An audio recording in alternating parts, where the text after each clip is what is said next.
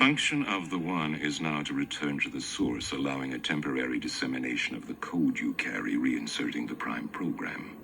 After which you will be required to select from the Matrix 23 individuals, 16 female, 7 male, to rebuild Zion. Failure to comply with this process will result in a cataclysmic system crash, killing everyone connected to the Matrix, which, coupled with the extermination of Zion, will ultimately result in the extinction of the entire human race. You won't let it happen. You can't. You need human beings to survive. There are levels of survival we are prepared to accept. However, the relevant issue is whether or not you are ready to accept the responsibility for the death of every human being in this world.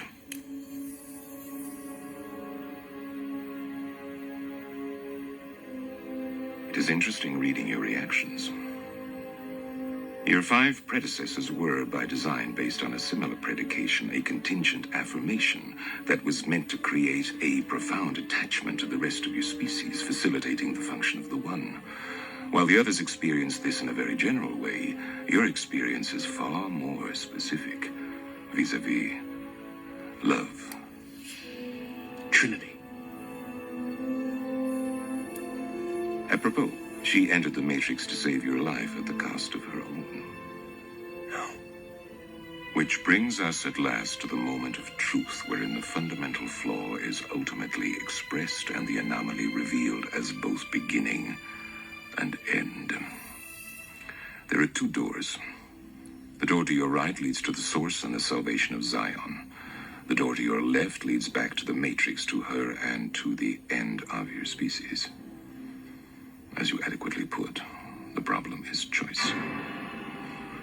But we already know what you are going to do, don't we?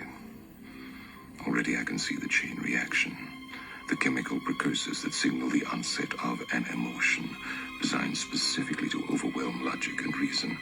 An emotion that is already blinding you from the simple and obvious truth. She is going to die, and there is nothing you can do to stop it.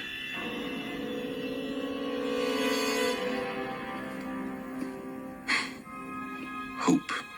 It is the quintessential human delusion, simultaneously the source of your greatest strength and your greatest weakness. If I were you, I would hope that we don't meet again.